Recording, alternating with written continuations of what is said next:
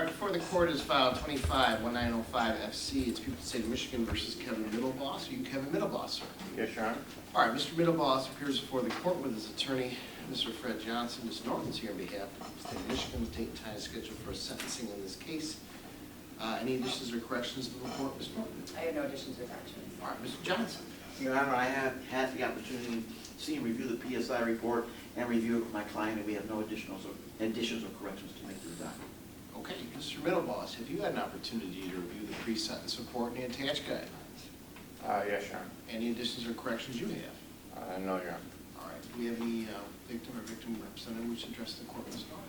Your Honor, as the court I think knows, Mia now has been placed with her aunt in Utah, so it's very, very early in the morning there today. She did not wish to Zoom in. We did give her that option, and she didn't prepare anything for me to read today. So I'm just going to allocute on her behalf. Okay. I've known Mia for a long time because this case has been pending for a while because as the court's aware, we have a federal case that's kind of going hand in hand, and we were kind of sharing, I guess, the defendant and also the docket with them to see which case was going to go first.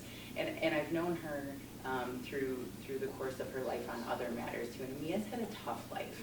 And for it to be topped off this way shows the incredible strength and resilience that she has. When I first met her, she had a lot of behavioral problems. Even prior to this happening, she had some behavioral problems, and since moving with her aunt and having this behind her, she's been doing so great. And those behaviors that we've seen in her have really diminished, and she's just blossoming into this really strong, resilient young woman. And I just want to acknowledge that despite everything that's happened in her life, including this, she's just becoming something so amazing. The second acknowledgement that I want to make is to law enforcement in this case. As the court's aware, these cases can be tough. And a lot of times we come before a jury and all we have is this young victim that's staring at someone usually close to them, a parent, having to testify to some of the worst things that happened to them, and the jury's job is to weigh her credibility versus the defendant's, and that's all we have. In this case, thanks to the just incredible job by law enforcement to really dig into this case and use every law enforcement tool that they had, I think is really what made the difference in this case in getting justice for Mia and frankly for the safety of the community. So I just want to acknowledge that as well.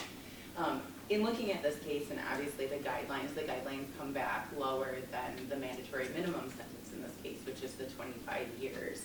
However, I think there's still good cause that the court can even go beyond that, so should you choose to. And I'm going to go through some of those. Number one, and I think that Mr. Middlebos has earned every single day that you put him in to the Michigan Department of Corrections, because this has been one of the worst cases that I've worked on in my entire career. And so even though we have the mandatory minimum in this case, which is the 25 years, I think he deserves more than that, frankly. So the first reason I think is the destruction of evidence and the lying in this case.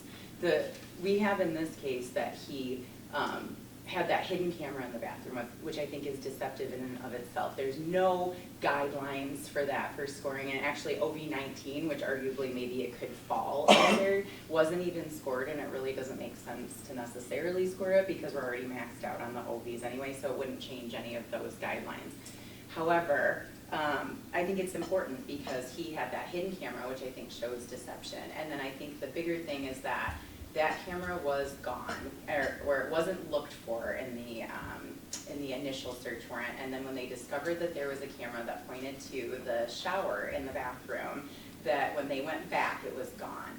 And he had testified, and obviously we can't comment if he chose not to testify, because that's his right not to make statements, but once he chooses to do so, and once he chooses to make a statement to law enforcement, and once he chooses to take the stand, those are fair game. And what he chose to say is that he got rid of that because he knew it was wrong a long time ago.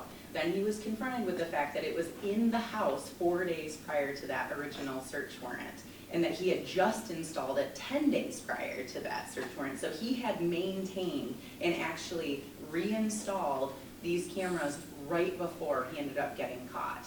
But there was this period of time between the first search warrant where he said, yep, you got all the cameras in my house, and the second one where it was gone. But obviously know that that was untruthful as far as when he had gotten rid of it. And basically he had committed perjury by lying on the stand. which is obviously not considered in the guidelines. The second thing that is not considered in the guidelines is his repeated sexually deviant behavior, which isn't necessarily criminal in and of itself, but I think it is essentially corroborative of what the danger he is to the community. Because even if this isn't actual children depicted in these searches, he is searching for criminal behavior. He is searching for incest porn. He is searching for daddy-daughter porn. He is searching for young-looking individuals. He indicated that he likes pixies, these small framed porn stars that essentially model children. We have the sex devices that are the size of children. And I think all of that shows his just impulsivity, his sexually deviant behavior, and that this isn't something that he's going to be able to be reformed from or rehabilitated from. He also has additional criminal activity, which is not necessarily scored in the guidelines, which is the child sexually abusive material. He manufactured that, and obviously he's pending that in federal court, but he manufactured it by repeatedly watching and taking screenshots and recording images of Mia nude. One in the bathroom, which we knew that he accessed repeatedly and would watch live. We can tell that from him accessing the cameras. And the one that he actually saved, which is the subject of the federal case in federal court. Now those guidelines on the federal side are 15 to 30 years just for those one images, which shows that the 25 years, you know, it is just kind of right in the middle of that, because this behavior is so heinous that's why they have such strong guidelines on these types of cases. But not only did he manufacture it in the bathroom with these hidden cameras that he repeatedly installed, but he actually manufactured it while he was raping Mia in her room. And I think the most reprehensible part of the child sexually abusive material piece is that he would go back in his room and watch it. We know that from the access time, that he would finish raping her and then go back in his room and watch it again. And on one occasion at least, he had her watch it back. So not only does he rape her, but he has her watch her own rape back. I can't imagine something so terrible for a child. The last thing that's not considered by the guidelines is the relationship. Now, obviously in OV10 we have this predatory conduct, and that's all considered, and that was scored in the guidelines. But one thing that OV10 does not consider is the relationship. This wasn't someone that was just off the street, or a friend, or someone that isn't related to her. This is her father. This is somebody that you are supposed to be a person's safe space, your daughter's safe space. You're supposed to protect her, and when she goes out into the dating world or into life, you're supposed to be the one that makes her feel safe and at home and protect her from all these dangers that we send our kids into in the world. And instead, he was the danger. He was the predator. She had nothing. She spent her life in and out of foster care. She finally thinks she has a family. And months into it, just a few months into it, he starts raping her. And her options are go back into foster care, if I tell, or continue getting raped by my dad. And that's the decision she had to struggle with until she was finally able to go to a teacher that she trusted. And that's not considered in the guidelines. And I think that's the most reprehensible piece of this entire case. I think that he is an absolute predator. I think that he's earned every day this court gives him. And I think the longer that he stays locked up, the safer this community is. And I'm asking the court to craft a just sentence. All right, thank you, Ms. Norton. All right, Mr. Johnson. Thank you, Your Honor. These are always very difficult cases, and I'm going to ask the court's indulgence as I craft my arguments today. Obviously, two things are going to happen. The court's going to sentence my client, and this court is going to get justice to the victim, Mia, and it's going to protect the community. So the real question is, what type of sentence creates that space for this court to make an appropriate sentence? One of the things that the people have discussed early here, I believe, is the reality that this is a very terrible situation, and it is. That based on what the jury has found, this is an awful situation. And I'm happy for her that this is one of her worst cases. Based on this case and the one that preceded it. We know a lot about my client's history and potentially other victims. We understand that. But we're asking the court to make a sentence for him that's relevant to him and realistic with him. While this might be the people's one of her worst cases, Your Honor, I'm sure this court's seen much, much worse conduct than this. From my own personal experience. I had a client who would pile clothing on a couch, laundry, and he put a camera in there. And the only thing that was visible was the camera, was the lens. And then he'd bring his children over, his grandchildren over, and he'd molest them in front of the camera. They didn't know the camera was there, and they would molest these little kids. Somehow he found out about the police were on their way, and when the police got there, he was in the backyard. He'd taken all his videotapes and put them in the pile in the backyard, and was pouring lighter fluid on them, and they caught him with 400 two-hour VHS tapes that he was trying to set afire. My client has been convicted of doing a terrible thing, but in perspective to what others have done before this court and with this court's experience. And unfortunately, the people are going to find with her experience, he is not the worst, he's not the devil that the court, that he's being made out to be. The reality is, even under the best evidence of the people, that my client doesn't go out looking for people, for children. The victims in this case and the one where he's found not guilty were people who were in his home, who were brought to him. He's not cruising the playground. He's not going to where children congregate. He's not meeting kids at church. If the child is not brought to him, there is no contact with him. I would point out, Your Honor, my client's prior criminal history as an adult is driving while license suspended. He's a working man. That's what he did, and what he has, Judge. And I want to bring this argument to the courts. What we have here is a situation. Let's call it pedophilia. Pedophilia exists in every community in this country, probably in every community on earth, probably existed in our species from the time we became a species. What that indicates to me, Judge, is that there's probably a DNA link to this. There's probably a genetic link to this particular conduct. If that's the case, Judge, then this is something that my client is born with. This is the best court for this, because you're the sobriety court, Judge. You've seen compulsive, irresistible behavior, and you've seen what it's done to otherwise nice people. This is no different, Judge. This is no different, and quite frankly, if we continue to do what we've been doing when we're dealing with folks like this, we're all going to retire with more victims, because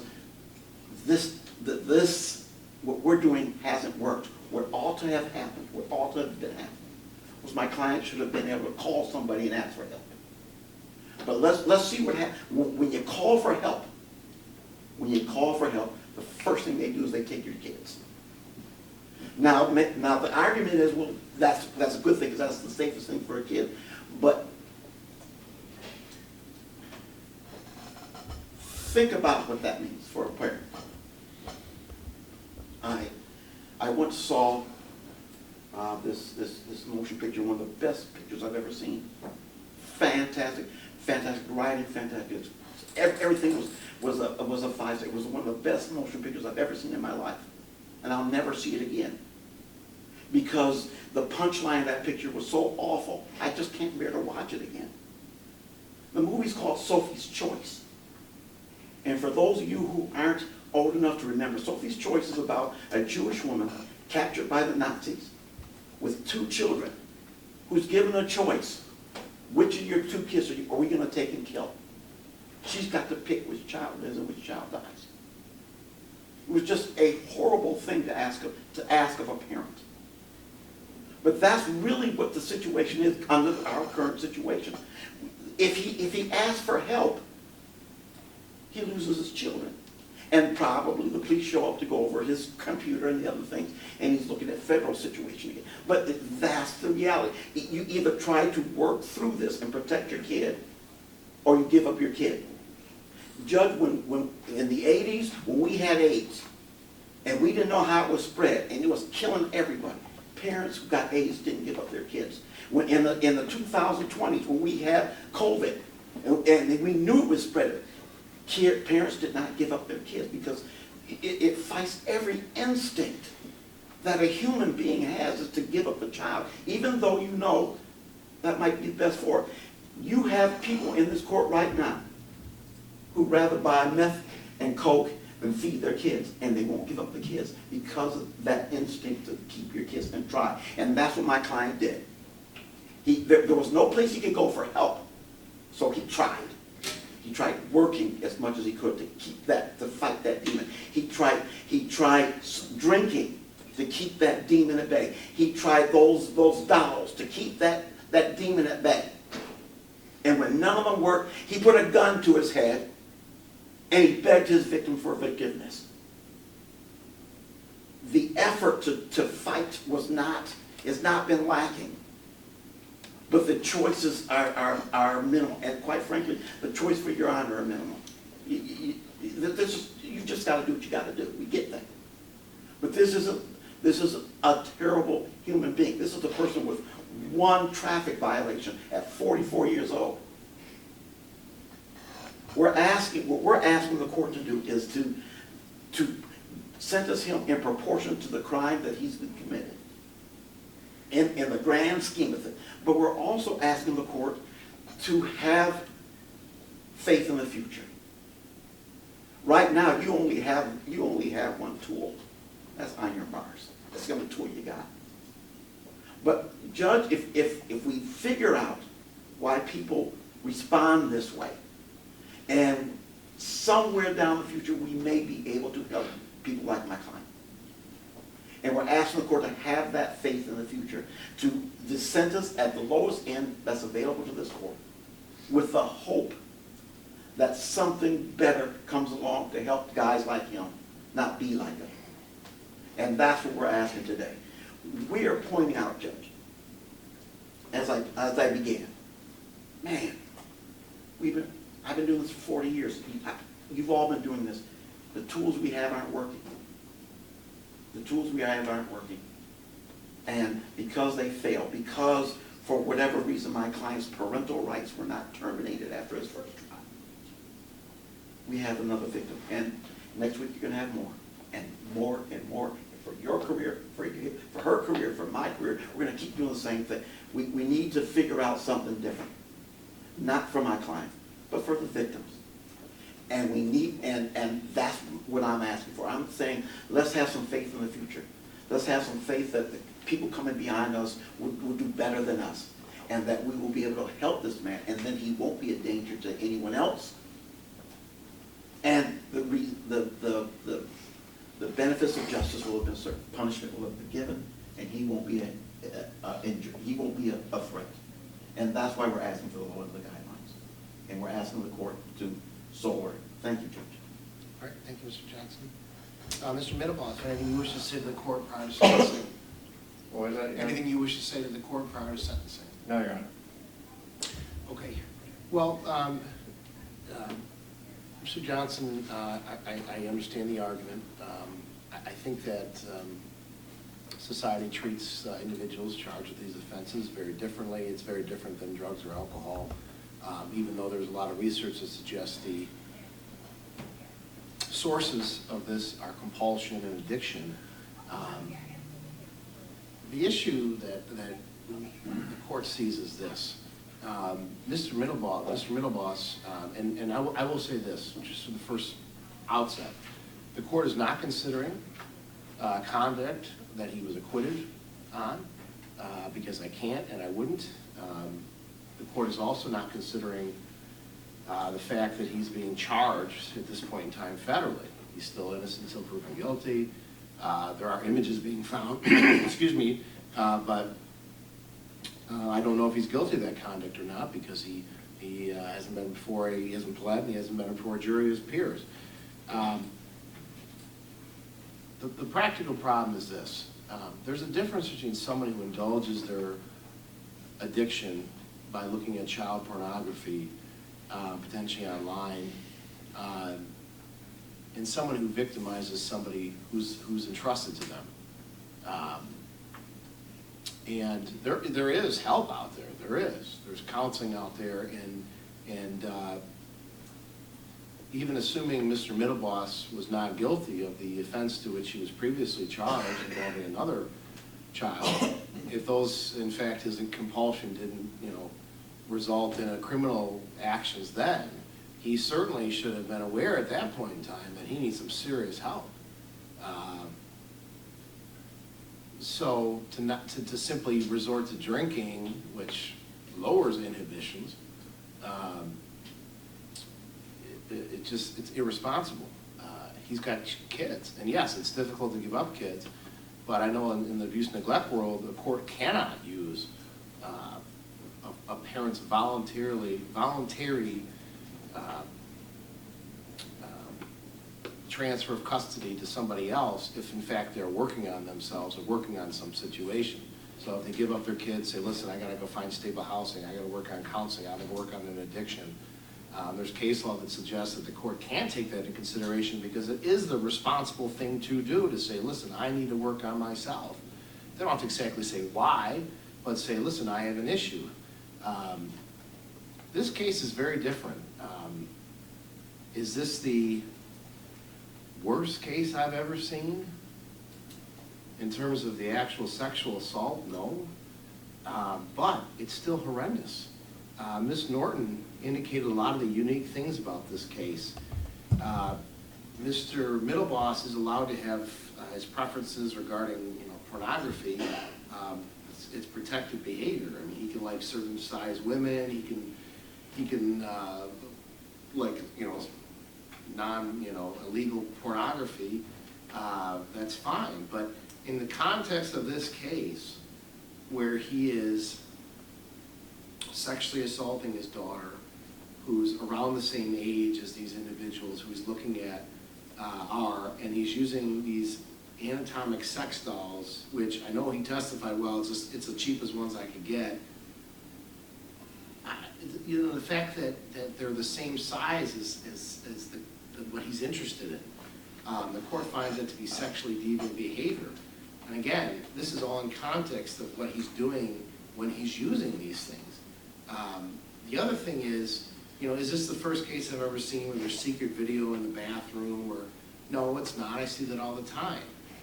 But when you combine that with immediately going after and looking at the video and then looking up cartoons of a girl who's on a toilet, who's young age, and other cartoons like that, that makes it different. The other thing is, Mr. Johnson, he indicates, well, he's begging for forgiveness from his daughter with a gun to his head. The other way to look at that is that he's basically forcing her or putting her in a position where my whole life is going to be ruined, and if you tell, I'm going to kill myself. Again, putting more on this child's shoulders.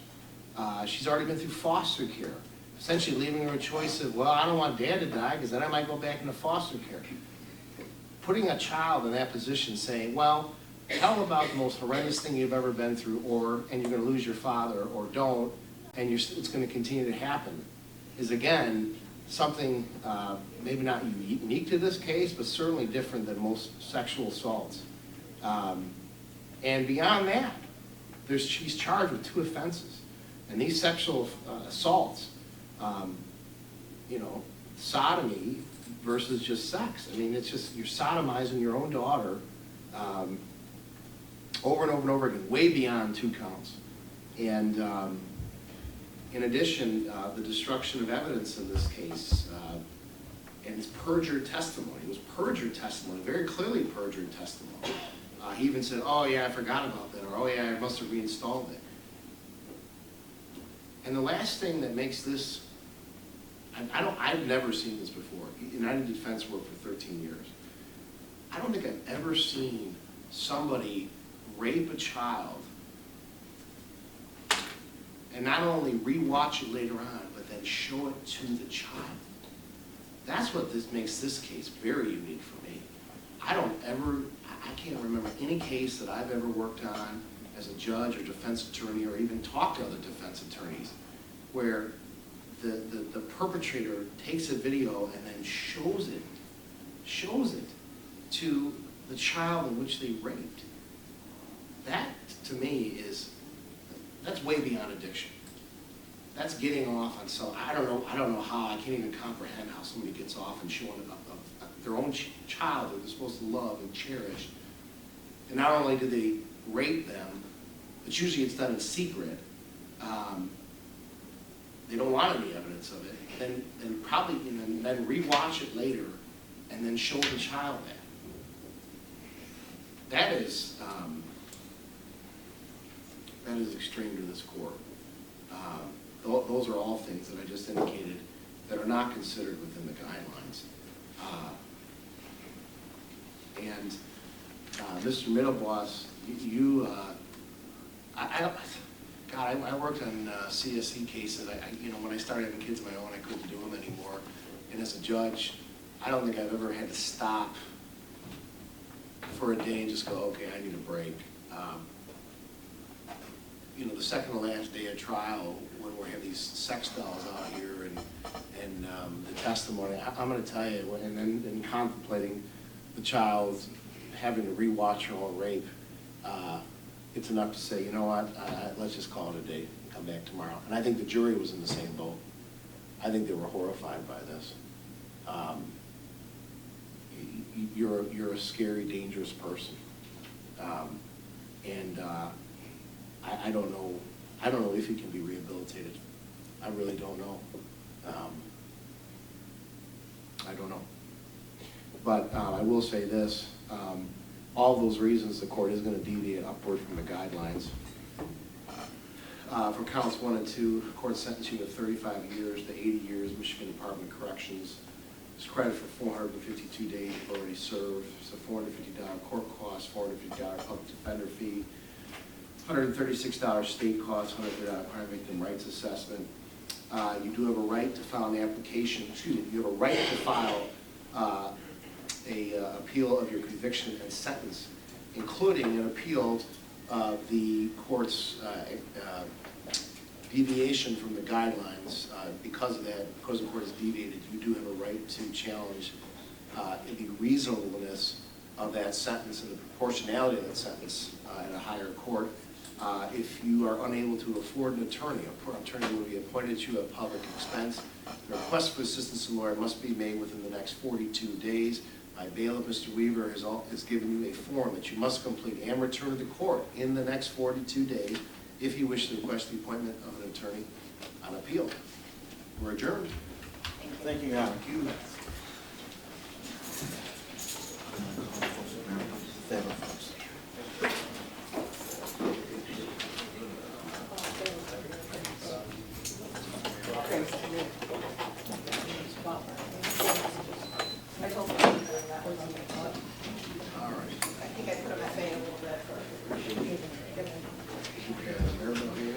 She's here. I don't know if she's go over to the side.